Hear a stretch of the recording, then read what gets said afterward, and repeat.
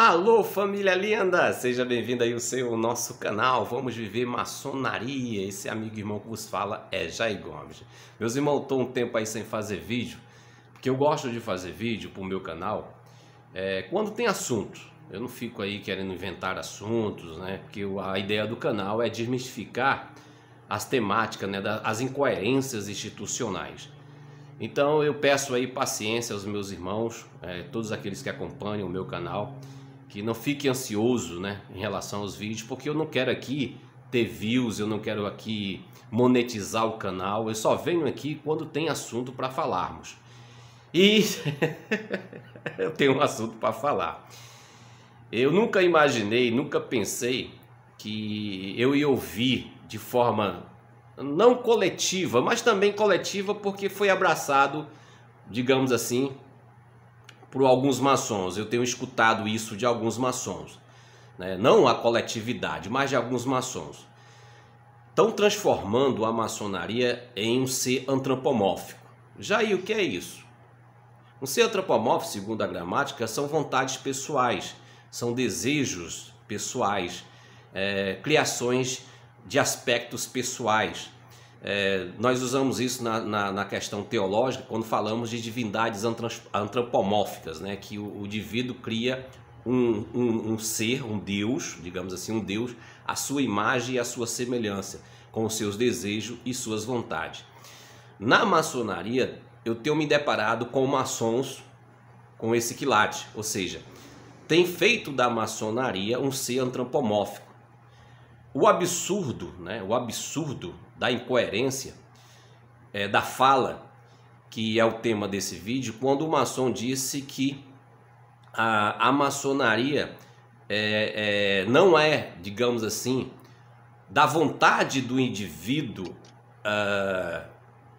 adentrar nos conhecimentos maçônicos, mas se a maçonaria o permitir. Isso dá uma característica que a maçonaria tem desejos e vontade, ou seja, não é a tua vontade, não é o teu desejo, não é a tua busca, mas sim se a maçonaria te aceitar, ou seja, transformando a maçonaria em vontades, em desejos. Isso é um absurdo. O que me vem à lembrança, se você lê a Bíblia, tem uma passagem bíblica muito polêmica que poucos teólogos e poucos pastores conseguem compreender, em Romanos capítulo 9, capítulo 8 para capítulo 9, quando o apóstolo Paulo apresenta uma divindade, que seria o seu Deus, dizendo que esse Deus tem vontade própria e ele tem a soberania para fazer aquilo que o mesmo deseja. Então o enredo da mensagem é o seguinte: ele compara o seu Deus a um olheiro, ou seja, que o olheiro tem o poder de fazer um vaso de honra e um vaso para desonra, ou seja, ele cria um vaso bom, ou seja, uma pessoa boa e uma pessoa ruim. E a temática, o contexto da mensagem é que ele dá um exemplo de Jacó e Esaú, né? Quando Deus cria no ventre da mãe ainda, escolhe, né? Por eleição, digamos assim, por desejo dele, por vontade dele, a pessoa de Jacó. Mesmo que Jacó, na historicidade, na história de Jacó, ele é enganador, ele é mentiroso, ou seja, é um cara totalmente fora das linhas morais, mas pela eleição, pela vontade de Deus, Deus diz que escolheu ele no ventre, ou seja, ao ponto de a narrativa dizer que ele odiou Esaú, mas amou a Jacó. E aí a indagação consiste em dizer: e quem é tu, né, homem, para questionar Deus, se ele tem a vontade própria, se ele tem a soberania da escolha? E esses maçons têm feito isso da maçonaria, têm aplicado essa ideia de antropomorfismo, né, de que a maçonaria tem vontade, tem desejos, ou seja, ela não é porque você está na maçonaria por vontade própria, você está na maçonaria porque ela te escolheu. Isso é um absurdo, gente, isso é um absurdo. E eu tenho visto isso, eu tenho convivido com maçom. Tem maçons que têm dito para mim o seguinte: rapaz, eu não consigo viver sem a grande loja, eu não consigo viver sem um grande oriente, como se essas instituições fossem divindades, que essas instituições alimentassem os seus desejos, as suas vontades, as suas vaidades, etc. Isso é o cúmulo do absurdo, meus irmãos. Vocês acham, vocês não estão ainda, digamos assim, percebendo a dimensão do que isso pode acontecer? É que estão transformando a maçonaria em religião, né? Estão fazendo a maçonaria, ou seja, a palavra maçonaria, em um deus antropomórfico onde você vai cultuar. Daqui a pouco, gente, vai acontecer de você chegar em casas de maçons, ele ter um quadro lá, digamos, representando a maçonaria, e aí ele está acendendo vela. Ele está acendendo vela e recitando mantras, e até fazendo oração em relação à adoração à maçonaria. Ou seja, eles vão existencializar a maçonaria de alguma forma. É isso que está acontecendo na maçonaria, é um absurdo. Então, e o diálogo se seguiu e o cara sustentou, não tem aquele ditado, os outros você entra na maçonaria, mas a maçonaria não entra em você. Então tem coisas que esses caras falam que é insuportável.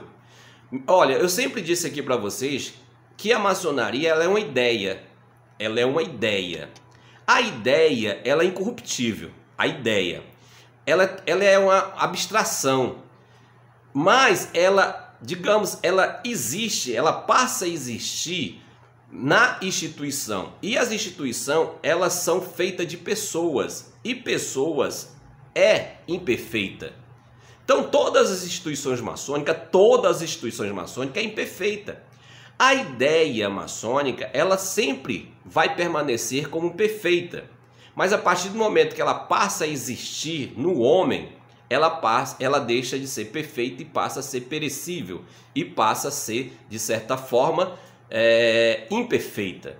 Mas estão querendo fazer com que a maçonaria torne-se uma perfeição já no mundo metafísico. Isso no mundo existencial, trazendo a maçonaria como se fosse uma divindade cósmica. E que alguns indivíduos se acham no direito de estar ligado, ou seja, ligado a essa ideia, e que daqui a pouco estão dizendo, né, que não vai demorar, que estão sendo inspirados por essa divindade maçônica, né, que vai direcionar. Então você escuta muito maçom dizer assim, dizer mais ou menos assim, abre aspas, você não entendeu a maçonaria, eu entendi, como se ele tivesse recebido uma revelação individual e que agora a sua revelação, a sua forma de ser é a maçonaria, ou seja, é a verdade, porque ele está fazendo da maçonaria um ser extracósmico, ou seja, aliás, um ser antropomórfico. Então, você convive com maçons da seguinte espécie. Esse maçom aqui diz que a maçonaria é assim, esse maçom diz que a maçonaria é assim, esse maçom, no cúmulo da ignorância, do ridículo, diz que a maçonaria agora só permite entrar aqueles que a mesma escolhe. Então é como diz a Bíblia, então não depende de quem quer, como diz Romanos 9, e nem de quem corre atrás, mas da maçonaria se compadecer do indivíduo. Então para que você está associado? Para que você mantém as tuas mensalidades? Para que você paga para ir à loja? Se não depende de você. Não depende de você, depende da maçonaria. A partir do momento que a maçonaria querer te vomitar, ela vomita, porque estão dando vontade e desejo à maçonaria. Isso, meus irmãos, eu escreveria um livro, eu faria uma palestra para ignorar essas falas desses maçons.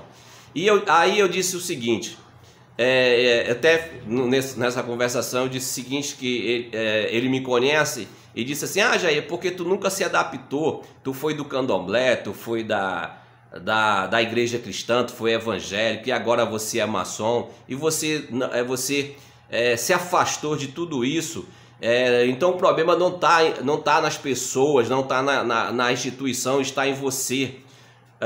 E aí eu quase pensando, então eu escrevi o seguinte, olha, a partir do momento que foi me dito que eu precisava para viver e ser dependente dos orixás, que eu deveria me devocionar toda a minha vida aos orixás, me escravizar aos orixás, eu deixei o candomblé e os orixás.